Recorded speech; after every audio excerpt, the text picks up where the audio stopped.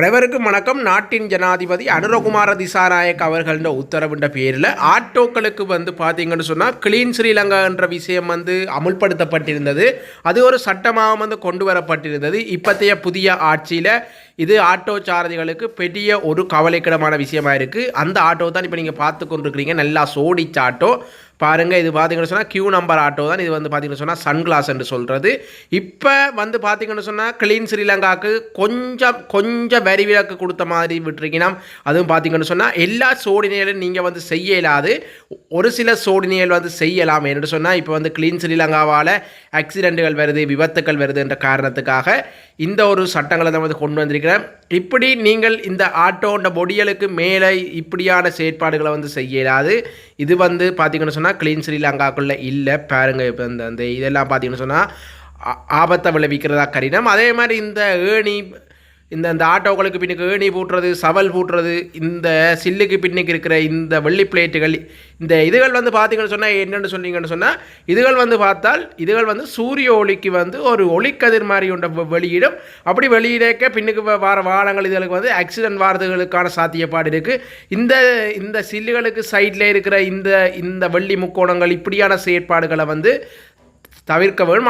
ஆனால் ஒரு சில உதிரிப்பாகளை போடலாம். உள்ளுக்குள்ளே நீங்கள் சீட் எப்படியும் போடலாம். இந்த சீட்டை பாருங்கள், பார்க்குறதுக்கு ஒரு வேறு லெவலாக இருக்குது. இந்த ஆட்டோ பார்த்தீங்கன்னு சொன்னால் யாழ்ப்பாணத்தில் தான் ஒரு இடத்துல விற்பனைக்காக இருக்குது.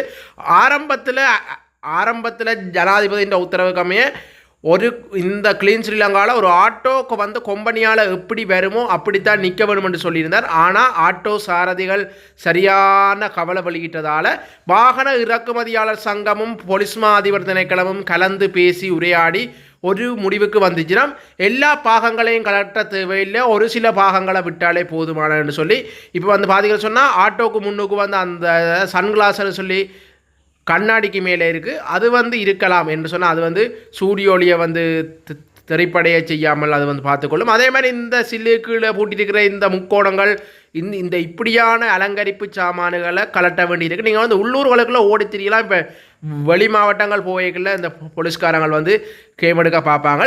சரி, ஓகே, நாங்கள் இப்போ இந்த ஆட்டோ சம்மந்தமான விஷயத்தை பார்ப்போம். இந்த ஆட்டோ பார்த்தீங்கன்னு சொன்னால் QH இது ஒரு சேல்ஸ் கடையெல்லாம் விற்பனைக்காக வந்திருக்குது. பெருசாக விலை இல்லை மக்களே, ஒரு தரமான ஆட்டோ.